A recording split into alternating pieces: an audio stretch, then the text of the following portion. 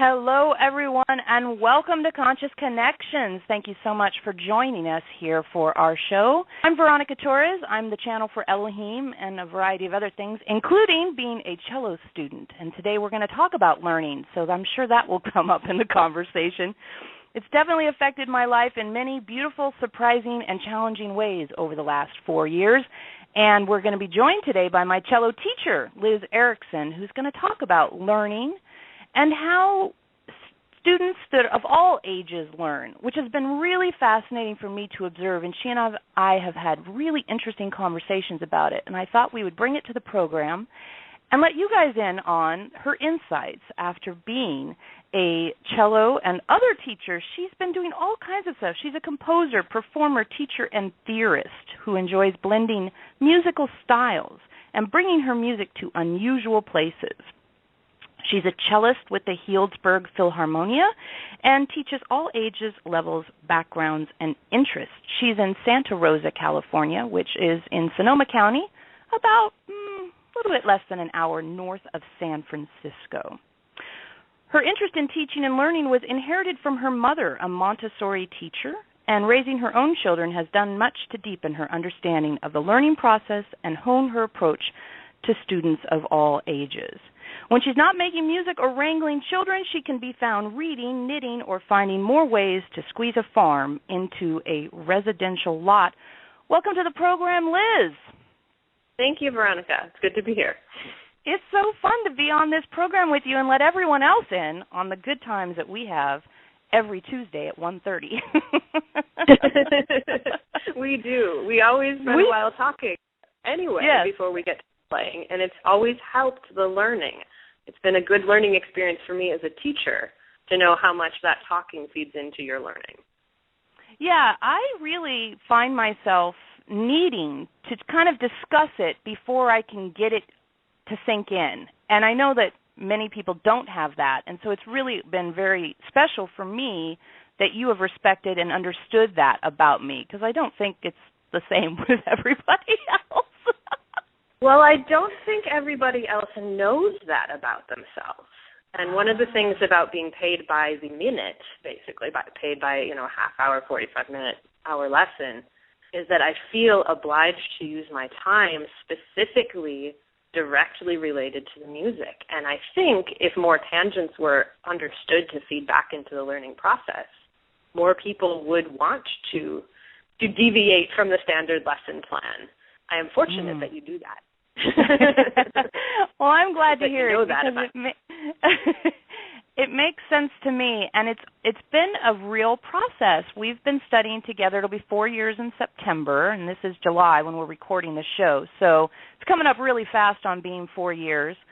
And I had no interest in the cello. I had no interest in classical music. I don't listen to a lot of music in general. I'm really kind of weird that way, and compared to a lot of people I know. But I just kept waking up every day hearing, you know how to play the cello. For like 3 months, I'd wake up, you know how to play the cello would be the first thought I'd have in my mind.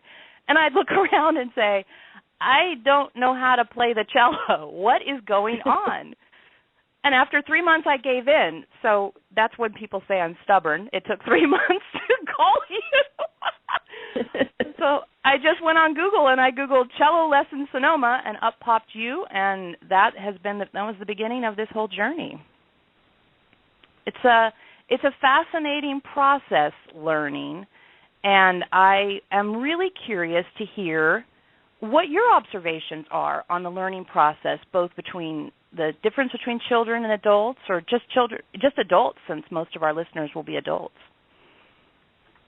Well, I want to start actually with the learning process for kids, because I think that informs the learning process for adults. Kids do not need to be taught how to learn. In fact, you kind of just need to get out of their way so they can do their best learning.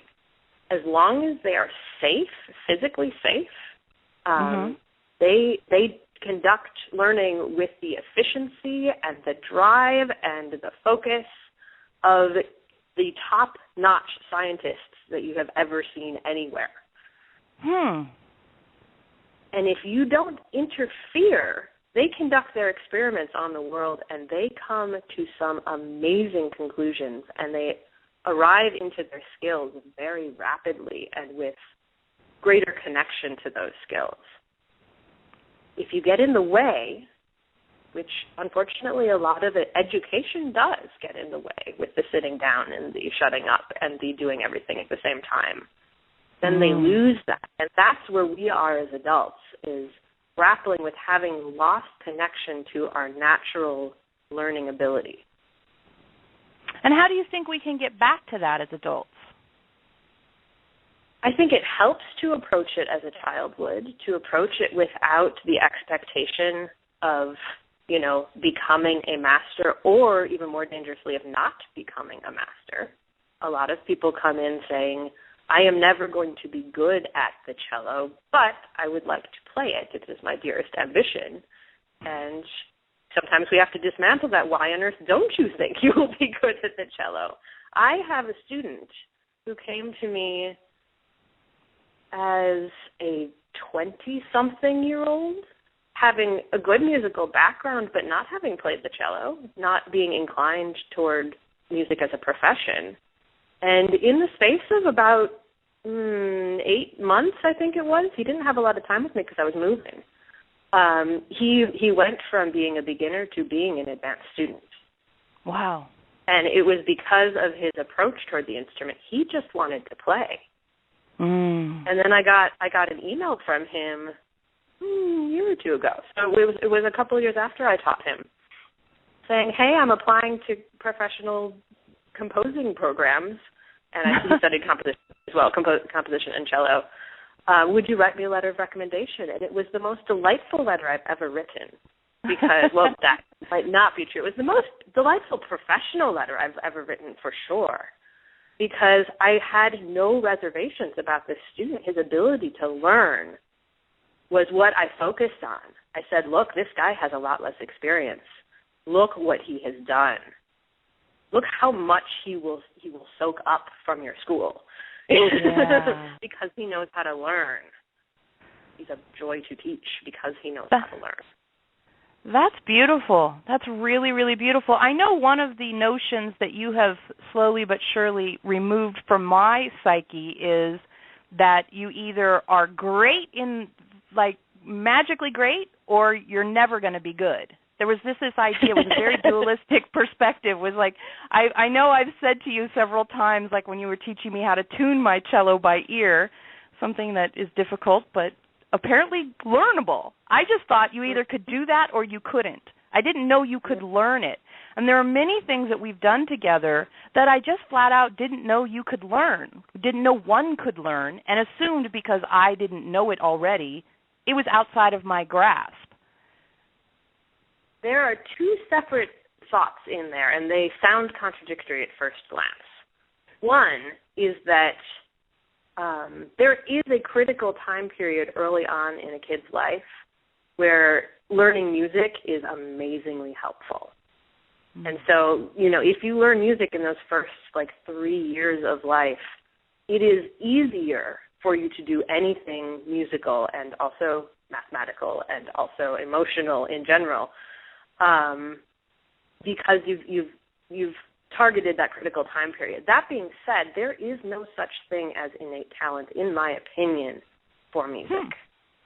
Really? And just because a person may or may not have hit that window, whether they have and whether they haven't, does not mean that they cannot learn to play something at the very highest level. Oh, that's reassuring. Not that, well, I think the other thing I had to get rid of was this idea of being focused on outcome. I mean, I think I've said to you, there we are getting ready to play something silly like Three Blind Mice, and I'm shaking and sweating as if I'm on stage someplace, and it's just you and me and the cat, right? And so I think there was something about always feeling the pressure to be accomplished, which maybe is sort of programmed into the traditional learning model, like get an A, pass your class, advance to the next level. There was always a sense of, am I advancing, instead of am I enjoying? And I think the less that I focus on that in my teaching, the more my students grow and respond. And it's hard because we do check off pieces when they're done. We don't let them all tag along, except the younger my student is, the more I let their pieces stay with them. They get a new piece when the previous one is mastered enough to get a new piece. But I don't usually check them off. At some point after they've hit elementary school age, if they're being traditionally schooled, I need to check things off. They don't do well off. But before that point, and for some people, you know, it very rarely, the older they get, basically, I can have them keep spinning those plates from the earlier pieces. But most people need the tangible star of approval that I slash on there in my weird pencil scrawl. And the little ones don't need it. That's a fascinating difference because for me, personally, as you well know, getting them checked off is important. I want it behind me. I want to get on to the next thing. And it's been a big challenge to see things as a continuum rather than as more of a step staircase kind of a energy.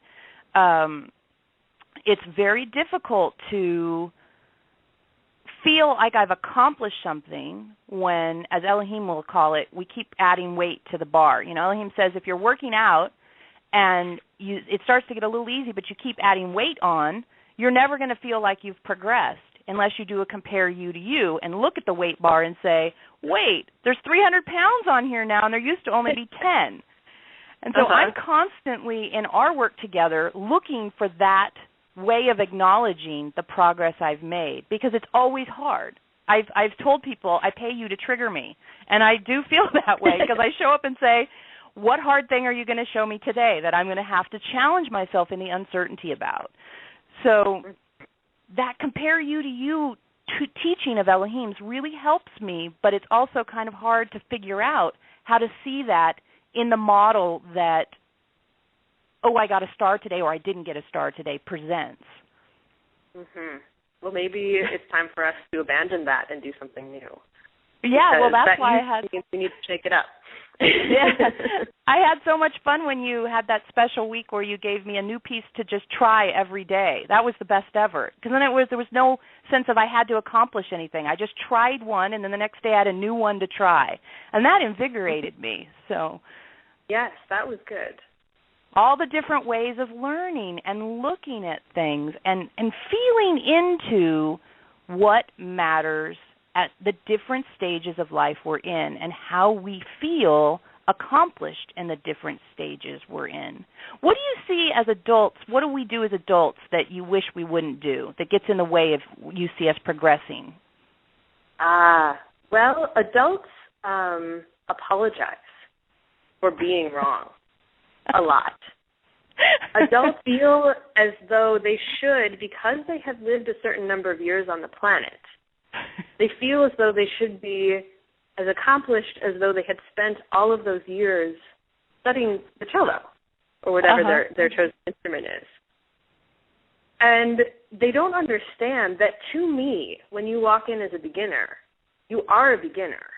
And I might teach you differently than I would teach a 3-year-old because of the learning style, but I also treat you differently than I would teach another person exactly your age because of the learning style. When you walk in as a beginner, I teach you as a beginner, and I do not expect you to know anything, and I expect you to make mistakes. In fact, one of the most delightful things that has happened quite recently, like this week in a lesson, was finally helping someone who has been holding their sound in a little bit, someone who plays slightly quieter and with slightly more tension than they should, helping them unlock the ability to play very loud without being quite so concerned about how it sounds. And that sounds crazy that we would be learning an audible instrument and not be concerned about how it sounds. But sometimes you need to go through an awkward adolescent phase of getting the motions right and not always getting the most beautiful sound. And it worked. It worked very well, and I could hear how smoothly her arm was moving and how risky that felt to her and how she was not shrinking away from the fear anymore. She denied that she was afraid at first.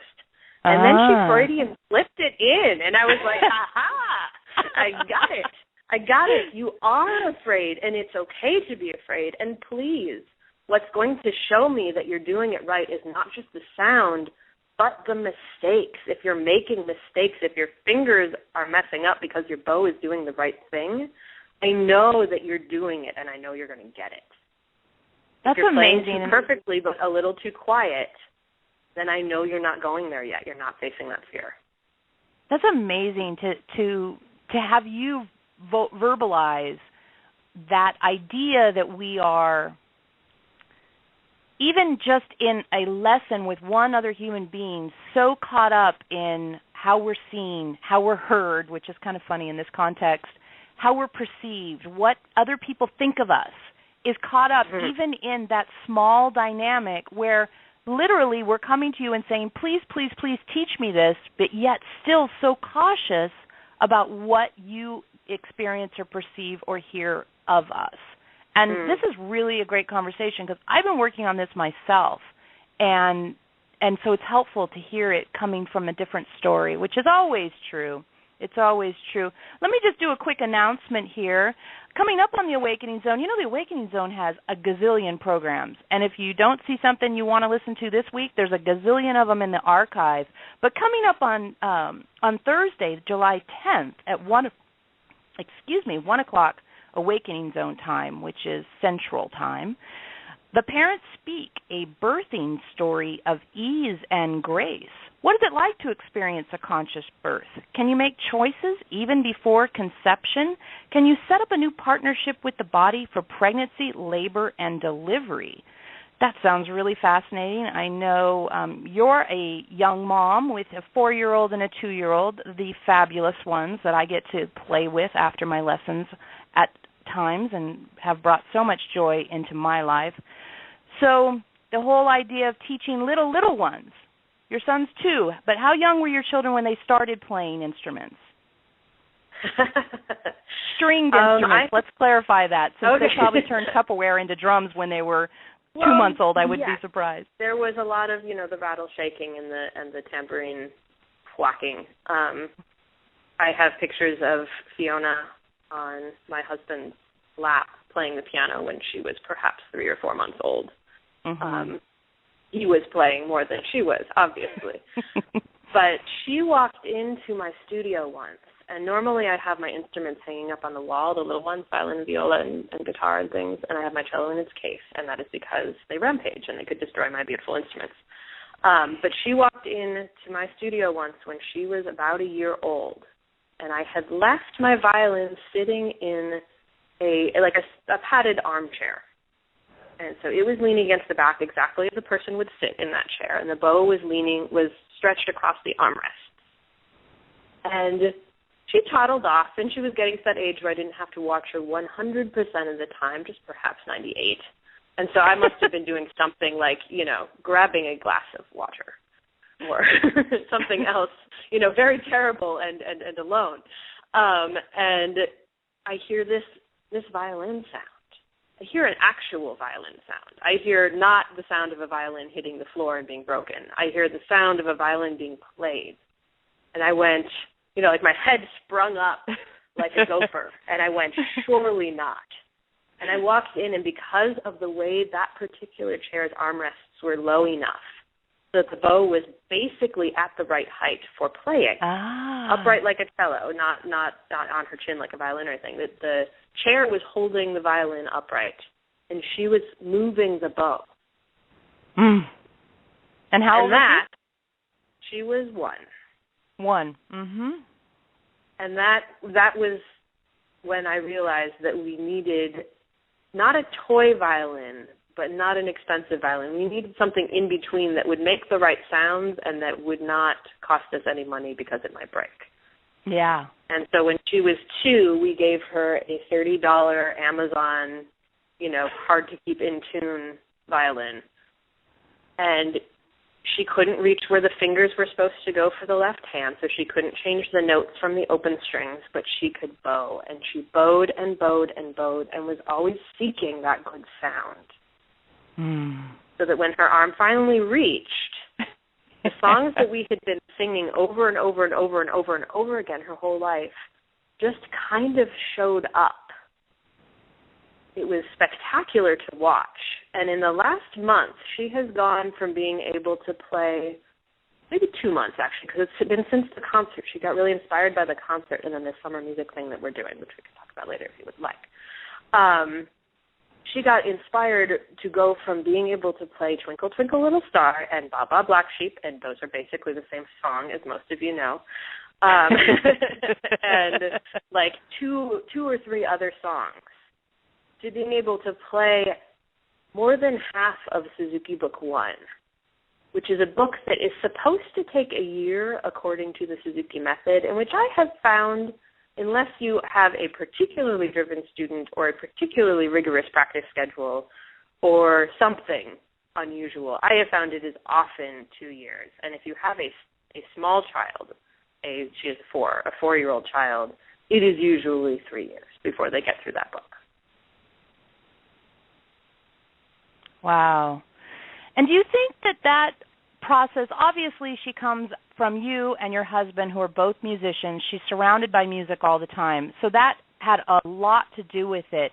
But what do you think helped her open that floodgate and have such courage? I mean, when I see her play the violin, here she is, a little 3- and 4-year-old girl, and she stands with such rock-solid confidence holding her violin. I mean, she inspires me because she is fearless in this way that she can be shy in other kinds of interactions, but when she's ready to play her violin, I swear she could play in front of thousands and she would just stand there rock solid. She's amazing.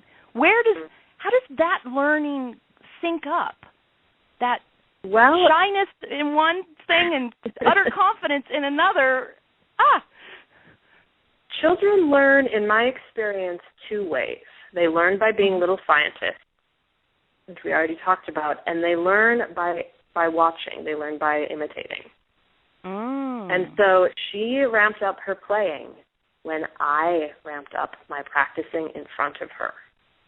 She was old enough, and her brother was old enough, where at least with the violin, which I can play standing up out of their reach, they didn't need to grab it. It's really hard to practice the cello with them around still. Not Fiona so much, she's the older one, but Keith is too, and he'll listen for a little while, and then he wants to drum on it, and if he's light, that's okay, and then he wants to pluck it, and if he's on a string I'm not really playing on, that's okay, and then he wants to grab the bow, and I've gotten maybe 5 minutes down, unless I really lay down a boundary with him, and then usually he needs to be a little upset about that, and I don't like doing that. So, but she learns by watching, and it's not just that she watches me play and how I play, although that's part of it. She literally watches the importance that it has in my life, and if it's something that I do as easily as reading to her, say, and reading to myself, or as easily as eating, then it is part of her life in a way that she's not going to question. The other thing that you mentioned, and I've heard you say this before, is that you sing songs with her that later on will be part of the curriculum of the stringed instruments. And how would someone who's listening know what songs to start singing, lullabies and just fun songs to sing, so that later on, if their child is going to go into a stringed instrument, they'll be familiar with those tunes? Is there a book or something you can recommend? Well, I have created lyrics for a lot of the songs that are in the Suzuki curriculum, and there are long-standing lyrics that I've adopted from other teachers, both mine as a child and ones that I've found online. So if you are leaning specifically Suzuki, you can do that. I don't think that's necessary. Mm-hmm. I don't think that a parent needs to do that unless they have specific plans to do Suzuki with a young child. And often the teacher is going to take care of that too. If you picked a good teacher, and you should do like a sample lesson and that kind of thing with a couple different ones to make sure. I don't think that that's the parent's job. I think the parent's job is to sing even if they are embarrassed of their own voice, even if they think they are out of tune, even if they think that they have a bad instrument, which is so sad when people think they have a bad instrument, because it really, your voice is your core, and to be apprehensive about that, and I have personal experience with that. I've only recently liked my voice, quite recently. but if you sing to your kid, they will like music. And if you play music for them, either, if you can play something, great.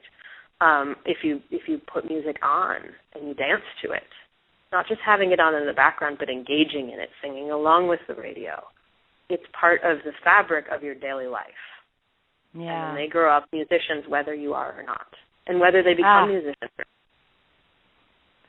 Yes, and doesn't it expand what we experience in our lives? I know for me personally, one of the most fascinating things that's come out of working with you and playing the cello has just been this sense of knowing myself in such different ways that I don't think I ever would have gotten to know myself before.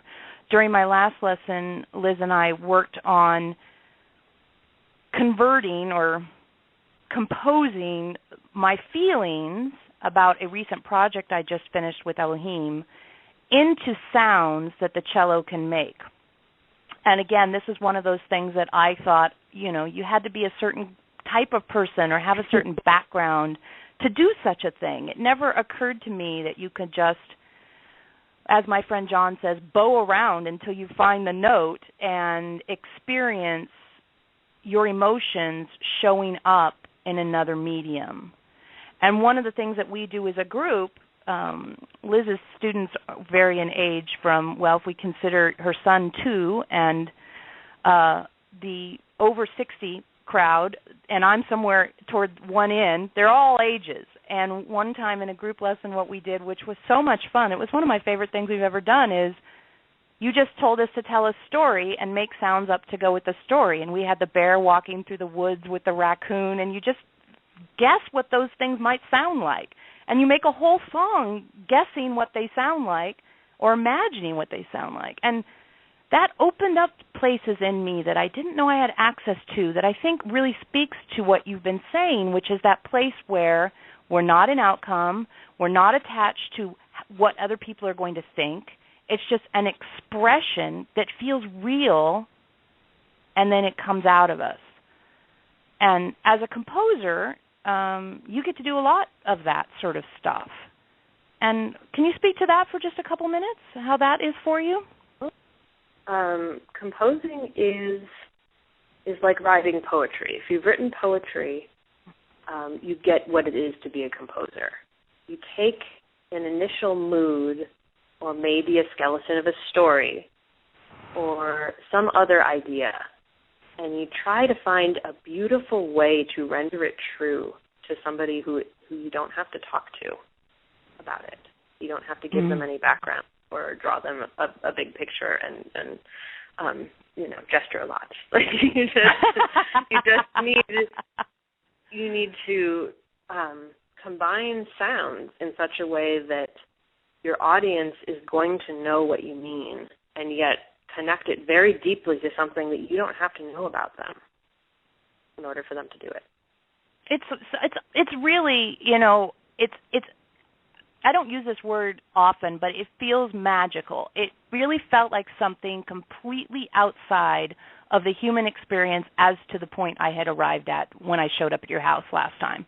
It was something so cracking open about that I literally I've got it at arm's length still, because it's just like, wait a minute. That something happened there, and I need to just look at it from the side of my eye for a little while first before I let that conversation with myself occur on that level. And I, make conversation with myself all day long, every day as part of my existence, and this opened up a whole new layer. It's amazing. It does. Well, it's something. It skips the putting of words. Even when you're writing poetry, it skips the usual way of describing your existence. It goes right to the core. You were about to say something. Yeah, I was just going to say that I want to share with the listeners one of your compositions. Do you want to introduce it, the rondo piece? Oh, Rondo for Travel. This is a cello ensemble piece that I wrote my last year in school, which would have been finishing up my master's program in composition at the Launchi School of Music in 2007. So a few years ago. And I played in it as well, and I got a couple of my cello buddies to play. And It is a piece that I wrote using different places that I have lived as a guide. So the form of the piece is a rondo, which means a main theme keeps coming back, and that is the travel theme. And I just thought of, what is a good travel melody? And then in between are the places that I've lived. In between are the place that I grew up in, Wisconsin, and the school that I went to first in Ohio. And there's my grandparents' house in there too, in Kentucky. It's been a while since I've even thought about this piece actually until you asked for music, but it's one of my favorites, and I think it's because it is so beautifully connected to these places that I have lived in Boston. So beautiful. Yes. Well, let's go right into it. Rondo for Travel, composed by and performed partially with friends by Liz Erickson. We'll be back after this break with more, and stick with us because we're going to talk to Elohim. I will channel, Liz will do the talking, and hear what they have to say about learning. We'll be back with Conscious Connections.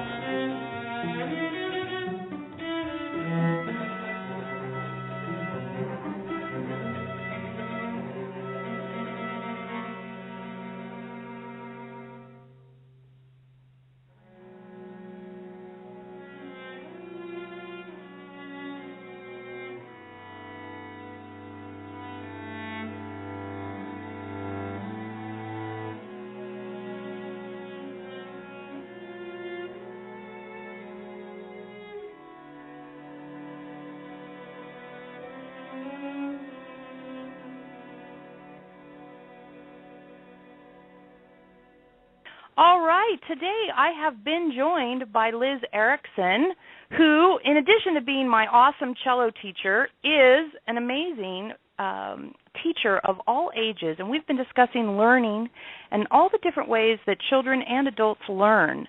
It's been a great conversation. We have some nice chats in the chat room about how much this conversation is helping, and I personally have gotten a ton out of it, Liz. I'm so happy that you were able to join us today. Thank you for having me. It's been fun. Now, I'm going to channel Eloheim, and we're going to see what the story is there. And what's fascinating about this is Liz meeting Eloheim for the first time. She's been amazing and helped me with various projects I have because in addition to being a cello teacher, you are a writer and would have been an editor if you hadn't been a musician, is what you told me, or a teacher.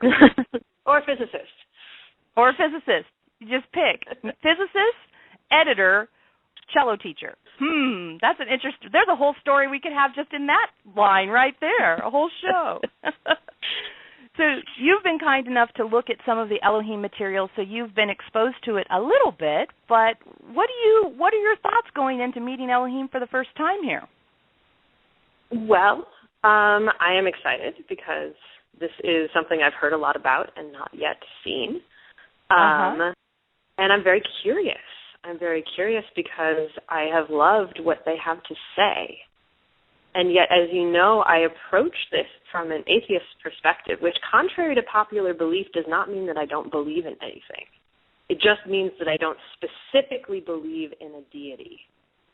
A lot of people get that confused. I'm very open to a lot of other possibilities, including channeling and past lives and, gosh, what else? Like, so many different things. And that I feel spiritual and I feel connection and magic and all sorts of wonderful things about being alive.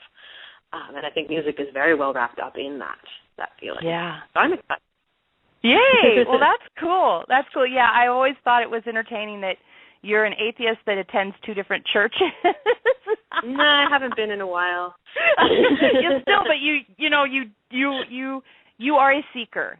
You're a seeker with the idea that, look, I'm not convinced, but I'm still a seeker, which, it's interesting. You've never mentioned to me before that you would have perhaps studied physics, because I think that's sort of the scientific method. That's sort of the scientific approach that says, I'm going to keep exploring until I feel confident that I have something that makes the most sense. And I admire that. I like people to have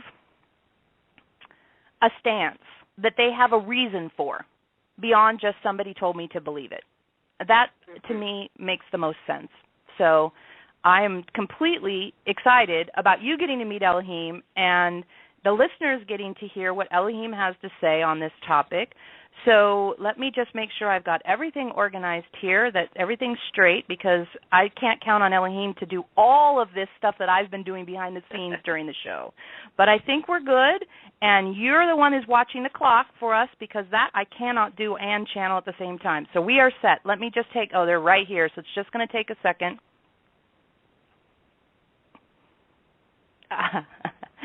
Hello, Liz, the cello teacher. We've heard so much about you, and of course we always listen in when you're there with Veronica, because this is a fascinating process that you have been doing with her together, learning and teaching and growing and expanding and getting to see new things together. And you get to do it all the time with all sorts of different people. But, of course, from our perspective, we just do it with you once a week. And so we wanted to thank you for what you have given Veronica, not only in offering her the education that you've offered her, but the friendship you've offered her and the friendship of your family, which has meant a great deal to her, maybe more than you even know. Playing with those kids has helped her just as much as learning the cello to use different parts of her brain. And that's what we told her long ago when she said, why do I want to play the cello when I don't even care about the cello? We said it will use different parts of your brain, which you need to use. For her, the channeling experience causes a physical and energetic system drain. And playing the cello, playing with the kids, going and seeing you, and doing new things balances out that drain. It's almost like if you just took a pitcher of milk, let's say, in the refrigerator, and you constantly poured from it and you never refilled it. Pretty soon you're going to have no milk. And for her, what happened is doing so much channeling was like pouring from the same pitcher all the time. And so diversifying the mental usage, the brain usage, the actual physical structure of her brain, diversifying the use of that fills up that milk jug in our example. So that's the story there. Now, what would you like to talk about, since we talked about what we want to talk about? Well, thank you for meeting with me. It's very nice to finally meet you. I have a lot of questions about channeling as a learning and teaching process, actually. That was my main thought, was wondering about how much you learn from Veronica as the outputters of the channel, and how much she learns from you. And that whole dynamic is very fascinating to me. Yeah, that's a good question. You know, we learn from her because she has a sensory system. As a non-physical being, which is kind of the catch-all phrase for how we are described, non-physical, meaning we interact in an energetic way. So her physical sensory system, ears, eyes, smell, taste, touch, is what we get to experience when we're working with her, that we don't get to experience when we're not working with her in that way. So catching up on the physical sensations associated with being human informs our teaching, because we take what we already know. We have a much broader perspective of what's going on. We see the underlying energetics, which is kind of not as common for humans to see. But we can't feel them the way you feel them. We can't touch them and taste them and embody them. And that's the reason that you guys come down here and take on human forms, is to experience something you may already have some knowledge about, but with a greater amount of sensory perceptions. There's a lot else going on. But since we're talking about learning, that fits in. And so you get a greater sensory perception. And it might be something akin to listening to a cello concerto as opposed to playing in a cello concerto, right? You listen to it and you have an experience and it can move you deeply. But you got that cello up against your chest and you're moving your arms and you're listening to the other people in the group and you're perceiving the room and all that other stuff. You can see how it's a completely different story. So that's probably a good example of how we learn from her. And, of course, she learns from us because we don't have what the label we've put on it is static and baggage. We don't bring a whole bunch of stuff from the past, you know, bad relationships and painful experiences. We don't bring that into the moment, and we don't project and make preconceived notions about what's going on so that we generate a bunch of fog bank between us and the truth. Sometimes a little, because we're connecting with the human, and so it's hard not to make zero, but we make very close to zero, whereas humans make very close to 90%. So we're way safe on that. So you guys come into an experience, and you bring so much past in, you project so much future in, and you have so much of that, what you talked about earlier, that sort of anxiety about what's going on, that it makes it very difficult to have an authentic experience of anything. We come in, and none of that affects us. And so we're able to say, well, look at this, look at this, look at this, from a perspective that's detached, yet because we're connected to Veronica, we can feel into it more as well. That sounds very much like a teaching experience, you know, universally the world over. You are just far enough removed from the situation to offer an advanced perspective while still being intimately connected to the person you're teaching. Beautiful. That's a beautiful, beautiful way to describe it. We appreciate you sharing that, because it hadn't occurred to us that this is we are doing teaching, and so it's interesting to see how it applies across your teaching experience as well. The thing we're the best at, as far as compared to humans, what we're better at, maybe we should say, but our strength in our teaching is to look at the underlying energetic, is to look at the situation and say, this really isn't about your husband. It's really about the fear you have that your father doesn't approve of you. And if we can get the people to recognize this is about your father, not about your husband, it helps them with their relationship with their husband immediately, and it helps them become a more healed and whole person, because they don't have this gaping hole that's saying, oh, I'm always worried that my dad doesn't love me, yet I let that affect all my other relationships. So we don't know how you might see that in your teaching, but we bet there is a way that's to what you do too. Yes, it certainly does. A very concrete example is that people often don't know which hand is causing a sound that they don't like. That's a good example. They don't know. Yeah. The bow could be causing the sound, or the fingers holding the string down could be causing the sound. And my job is to say, I can see very clearly. I can hear very clearly the difference in the sound. It's coming from over here. Yes.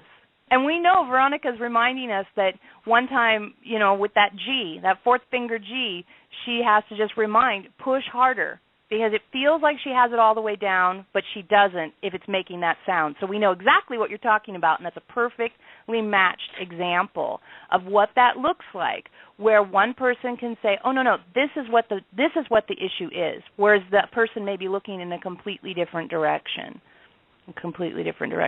Mm-hmm. Now, we have a question for you. We know you're supposed to ask us the questions, but we have a question for you. What's your biggest learning challenge? Where's your edge that you're dealing with right now in your learning process, in whatever you're learning? What I am learning right now is, I guess, probably the most universal of all things. It is learning to be open from dead center in your chest without any interference. Mm-hmm. And the more I do that, the better it gets. Mm-hmm. For sure. And what we see happening for people who are in that process is they can go to overwhelm, where they just open up completely and then they get washed over by everyone else's feelings, or it feels so vulnerable to do it, they just can never let themselves do it all the way. So when we see people wanting that, we always remind them it's okay to go incrementally. You don't have to just go blow out or too small of steps. There's a middle ground there, step by step, right? Mm-hmm. And there's a middle ground to it. And also sometimes you can really open up with your intimates, your family, more than random strangers in the grocery store, and other times it's the opposite. It's so much easier to be vulnerable with someone you can imagine you'll never see again, and it's really hard to be vulnerable with someone you know you're going to see tomorrow.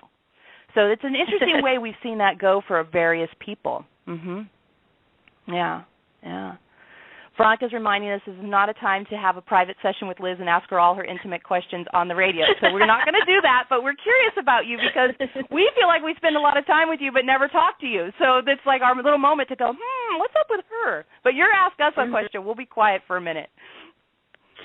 Well, my next thought relates to specifically to the problem that Veronica was just sending through you about that fourth finger, that persnickety G, and how, I want to tell everyone else, pinkies are really unreliable. They're really tough.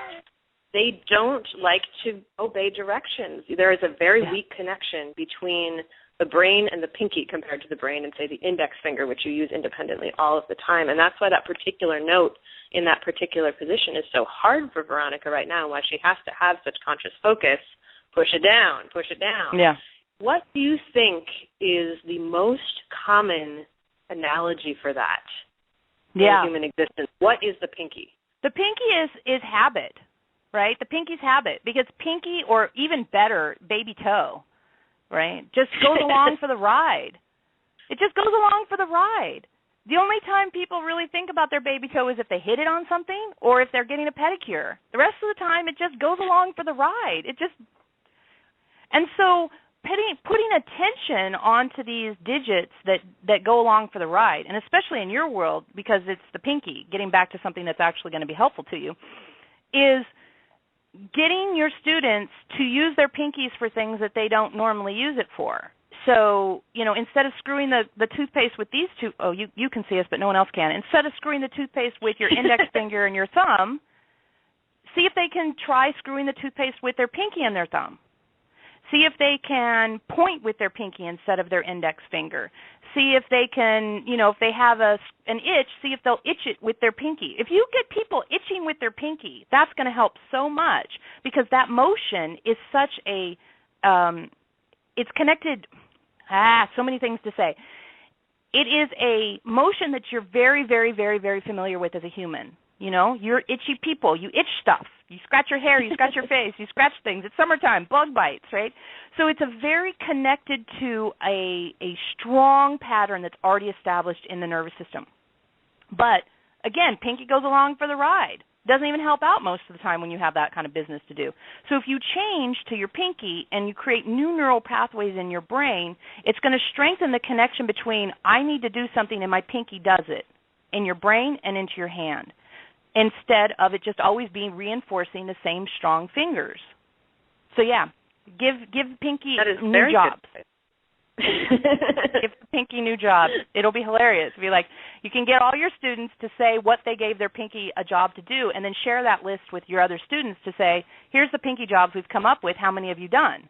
And that way, as a collaborative, you get all kinds of crazy ideas because you have little kids and older people, and so they'll come up with, the kids will probably come up with crazy stuff, and the older people come up with really practical stuff, and then you can be amused by their varying learning circles even more than you already are, because we know you are. Like, that's fascinating. We do it all the day, so we know you do too.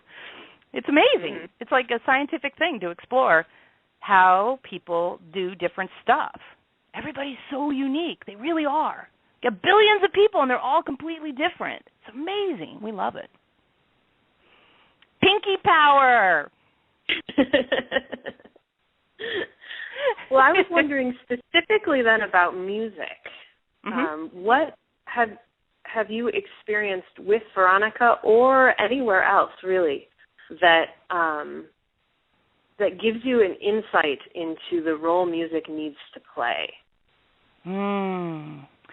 Yeah, we would go back to the fact that it balances the brain in a really interesting way. Now, a lot of people listen to music that makes them feel good or makes them feel strongly. You got that big bass sound, boom, boom, boom. It kind of gives them it almost touches them. It's almost like an embrace. People go to these concerts where it's just really loud and it almost feels like they're getting touched, which is a really interesting thing. But what we see that music has the power to do is just wake up new ideas in you. We love to think of the mind as a huge mansion that's been closed up for the season. You've seen them in these movies, or maybe you've done it yourself, where you go to the mansion at the sea and everyone's taking the sheets off of all the furniture and dusting and opening up the windows and opening doors to rooms that have been unused. We love to imagine the mind this way because we really do feel this energetically, like we'll say something to you or anybody else, like the pinky thing. We said that to you, and it opens up the door to something new. And what's in that room? Who knows? Lots of things maybe. And so music has the potential to help you open those doors, and when you're in the door, to open the window and to let the light in to something new. And then it goes back to what you discussed earlier, that you open the doors, you open up the light comes in, and you're nervous about what you see. You're uncertain about what you experience. You're confused by the new feelings. People get uncertain and new, and they say, oh, that's danger, and they back away from it. Instead of saying, oh, uncertain and new is creativity and an option for new experiences. So a lot of our work is teaching people that, it's either fear or fascination. And when you're in uncertainty, you're going to feel uncomfortable. But it doesn't have to mean danger. It can mean that uncomfort of new stuff. So when you go into the music, any kind of music, and you see what it opens in you or how it affects you, what do you do with it? It's the same with everything, but since we're talking about music, what do you do with it? And is it going to back you away from what you discover about yourself? Or are you going to find a way to say, I'm not actually in danger here, and I can explore what I'm discovering in myself? It's fascinating. I love the room idea. We had a very small cabin with electricity but no running water when I was a child. And you would come in and it would be all closed off and dark and dusty and spidery and covered with leaves everywhere. And you would just open it all the way up and it would glisten and it would be the most beautiful haven that there ever was out in the middle of the woods on a little tiny lake in northern Wisconsin. And if you imagine that someone who hasn't got that background about that cabin shows up and it's dirty and there's no electricity and there's spiders and spider webs and, oh, God, maybe there's a mouse or who knows what's in here, they could say, that's a little too creepy for me. But you know, step by step, there's certain things you do. You tidy up, you do this, you do that, and then it becomes this beautiful place. So it's that step by step. And again, not taking too big of a step. We always say if it feels overwhelming, you're thinking about too big of a step. If it feels overwhelming, you're thinking about too big of a step. So back it down to a smaller step, whatever a smaller step is. You know, and you do this a lot when you're teaching Veronica. You say, let's focus on these 2 notes. Let's focus on these 4 notes. Let's focus on this 1 line. And a lot of people, we imagine, but certainly Veronica thinks you go from the start to the end, start to the end, start to the end, start to the end. And if some parts of it are hard, you just try to get through it without feeling too bad about yourself. That's so really ridiculous, but, you know, this is what goes on in this one's head. And you say, let's just play these 2 notes. I'll play them, then you play them. I'll play them, and you play them. And that's another thing that happens is when you play and then she plays and you play together, for her, and maybe for other students, but specifically for her, it creates a template, an energetic template, not just a sound template, but an energetic template of a confident rendering of that with no baggage or static. Remember we talked about baggage or static earlier? So it creates this energetic template that Veronica can then go, okay, I'll try that template on. And, of course, because she doesn't have your muscle memory and your education and your history, she can't play it the way you play it, but there's something about an energetic template that says it's possible to play it in a desired way, and I'm going to show you and let you hear it and feel it. That's very powerful for her. And she knows this about herself, but we imagine lots of other people could use that kind of reassurance too. And we're not just talking to you about your students, but people who are listening to the program, that there's something about seeing it done. The example we love to give is if you say to someone, get the salad dressing out of the fridge, and they open the fridge and they look around and they don't see salad dressing, they're like, oh, we don't have any. But if you say, there's salad dressing in the fridge, get it out, they keep looking till they find it. Mm-hmm. There's something about giving people confidence that they will find what they're looking for where they're looking that we think is an important part of the teaching process that you might enjoy incorporating maybe a little bit. Oh, yes. Yeah, that's one of my most useful tools is demonstrating. For that reason, you give the imprint of not just the technique, but the mood and the air and the stance. As I was talking about the stance, that's, you know, she is doing her magical 4-year-old learning, and she just channeled it, for lack of a better word. Yeah, that idea that you can just know something is possible without having to feel overwhelmed by how it's possible. This is something we talk a lot about where we try to hold a vision. And it's not something we've made up. It's something we truly know. Just like you truly know how that song can be played in a way that people would accept as good or right. It's not something that's fake. You just know it's true, and you're helping your students to recognize that in themselves, in their own unique nuance of it. This is, you know, like what we do too. What we do too. You have a little bit narrow of a focus, but we'd imagine that you see the progress of people's lives quite poignantly at times, since you spend time with them on a regular basis. Yeah, and the challenge really is how to incorporate the entire diverse experience of human connection into a music lesson in a half an hour or an hour. And that is my greatest hard. Teaching challenge. That sounds really hard. Yeah, we don't know how you do that because it does ask so much to both balance the fact that people, and especially you have a lot of young people, so they're going through huge life changes and puberty and meeting boys and meeting girls and school and parents divorcing and you know, you get them for a half an hour and who knows what kind of a state they are in when they walk in the door, and you have to find a way, and we imagine it's unique for each one. Maybe sometimes you can reuse one, but how to say, like you said earlier, we're going to focus on music and acknowledge that you're learning music as a part of growing as a human being. And that the ultimate focus is not to play the piece. The ultimate focus is to have music as a resource for the rest of your life. Yeah, that outcome word. You know, that's one of our least favorite words. We have a few least favorite words. Outcome is currently right there at the top. We can't remember what any of the other ones are, so apparently it's winning right now. Yeah, that focus on outcome, man, we see that screw people up every day. It does not serve you to focus on outcome because you are not in the moment. You're not where everything's happening. You're someplace else, over there someplace. It serves no one, least of all you, to be in outcome. The strongest thing you can do is, from our experience thus far, at the current evolutionary place that the human is step by step, and acknowledge that it's not about where you're getting, it's about how you are in this moment.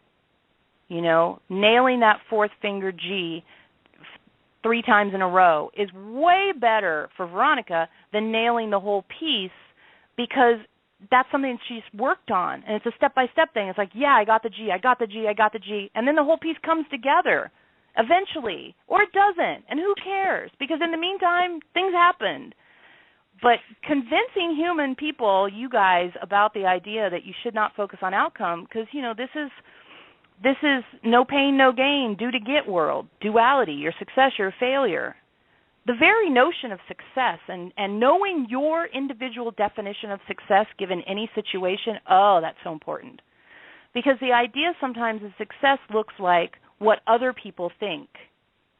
Like sometimes, we know Veronica mentioned this to you, that sometimes people will tease her and say, oh, are you going to play like Yo-Yo Ma? And it hurts her feelings because the answer is no. And it's like, is that all that matters? Is I play like Yo-Yo? I mean, I nailed that G. Exactly, you know? Probably she does, yes, but... No, you wouldn't. You would want her to play perhaps at the highest level, but you would not want her to play like Yo-Yo Ma. What would be the point of 2 Yo-Yo Ma's? You need someone, you need a Casals, you need a Jacqueline Dupre, you need another something, a new something, a new perspective on either the same old pieces or brand new pieces. And that's what makes you a good teacher, is you know that truth, right? You know that truth, that each person has a unique contribution to make. And in that unique contribution that they have to make, your role is to help them find the least staticky way to get to that truth expression. And that's a beautiful, beautiful path, is to say, I see you're static, I'm going to help you break through it. I'm going to help you dissolve it. For us, static always looks like a fog bank. You can imagine you're just in a fog bank, and you know your house and your car and your life is just past that fog bank, but you can't even see it.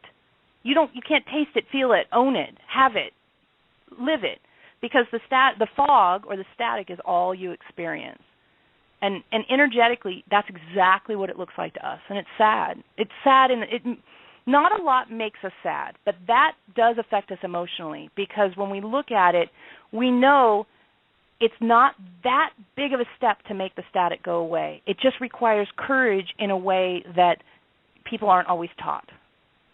Mm-hmm. To hear that voice that says it's not about outcome, it's about this moment, takes away so much static.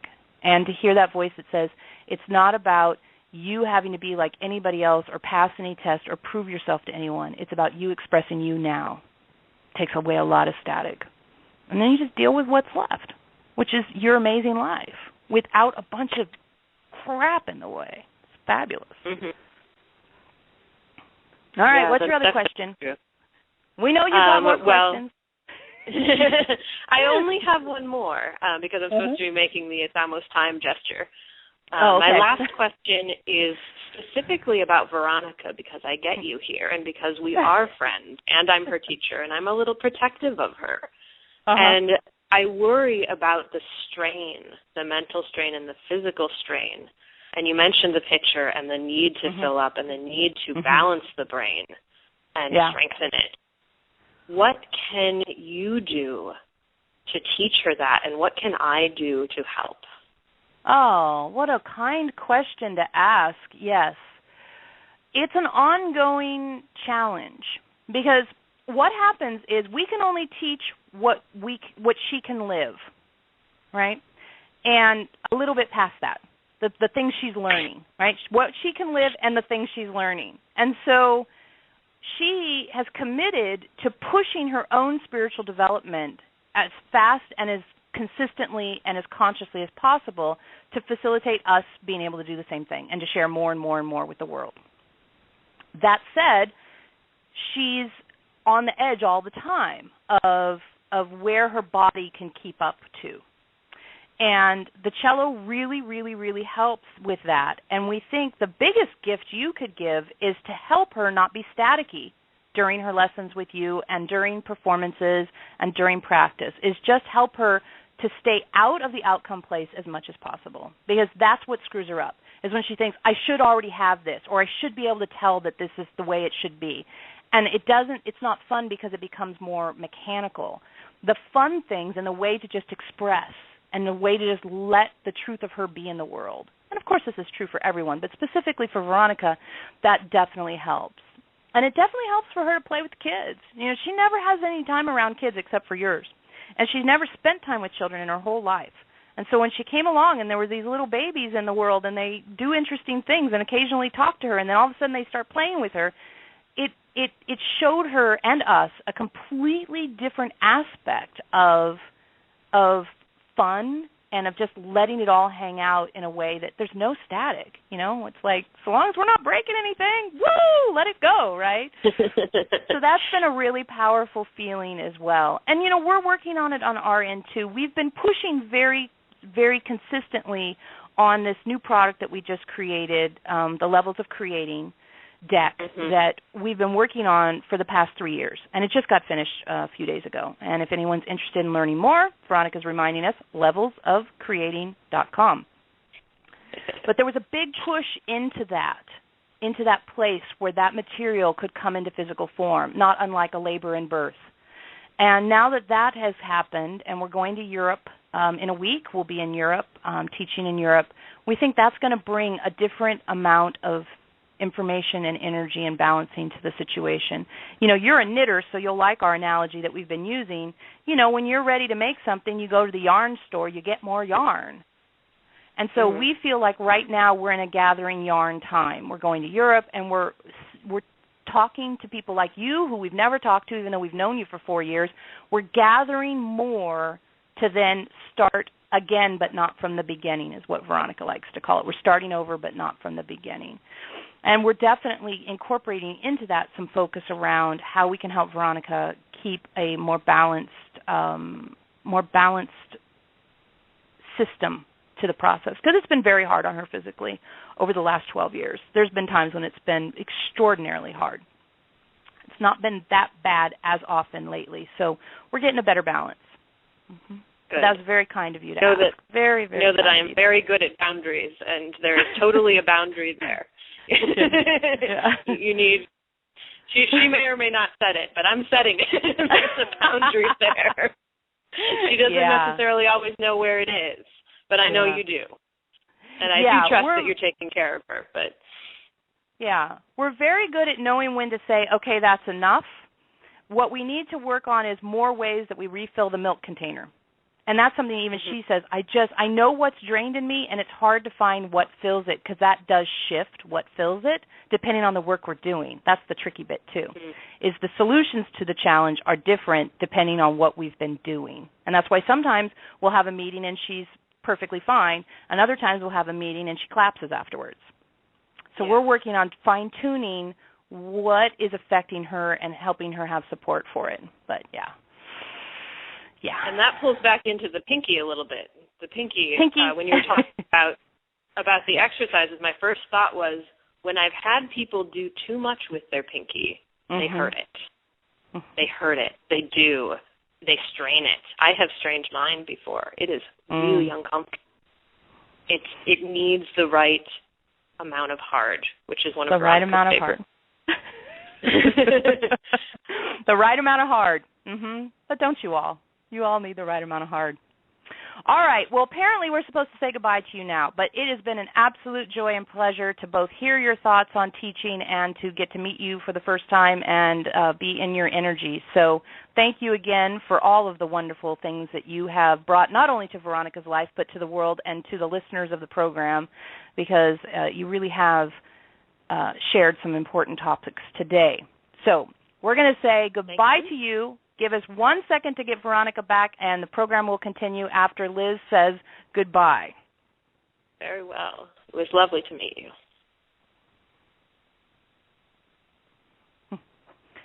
Okay. Post-channeling Veronica. Sometimes a little weird. Oh, Liz, it's been so much fun hanging out with you today. Thank you so much for coming on the show. You're welcome. It was my pleasure. Really, really, really, really, really fun. All right, so you have to go, so we'll say bye to you. Bye-bye. Goodbye. And we'll it was stick lovely with to be here. Okay. We'll stick with the rest of you. So thank you for being with us on Conscious Connections, and it's been really, really great. I'm going to just check the chat board because I definitely did not have a chance to check that while I was channeling, and it looks like everyone's chiming in and saying good things, so thank you very much for participating. Now, there's a couple things that I just want to mention before I go. One is that, as Eloheim brought up, I love when they do promo. It's very, very cute. We've just finished a huge thing, and this is the short version of the deal, is I spent 9 years learning how to channel, and then I spent 3 years channeling this material, and I don't know if you can hear it in my voice, but I get really emotional when I talk about this. I spent 3 years channeling this material. I spent 6 months making it into this amazing, oh my God, I'm so emotional, amazing product. And I'm very proud of it. And it took everything I've learned up until now, but here we are. And you can learn more about it at levelsofcreating.com. And it was born out of a whole bunch of people saying, I create my reality and I don't like what I've created. And Elohim finally got just like, we can't have that anymore. We can't have people feeling like victims of their own creations anymore. And so we made this product so that you don't feel like victims of your creations anymore, and you actually get to live the life that you've always dreamed of. And it's so powerful and so important, and it really represents something that I've dedicated my life to. I don't want to cry on the air. Just imagine I'm crying because I'm almost tears coming out. So enough of that. Levelsofcreating.com. Check it out. So proud of it. Okay, our next show is going to be on August 6th. Gwen Jensen is going to join us and discuss navigating Kundalini energies.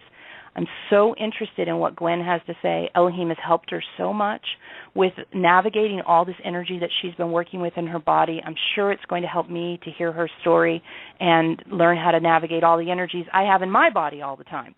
So that'll be August 6th. Our show is always the first Wednesday of the month at 1:30 Awakening Zone time, which is 11:30 a.m. local time, 1:30 Central time.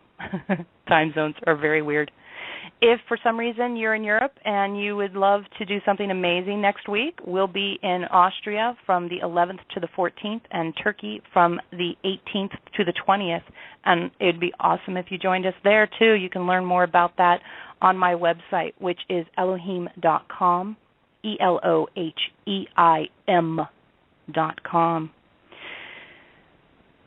If you enjoyed our show, we invite you to check out all the other exciting and empowering shows at AwakeningZone.com. And I wish for you a static-free life.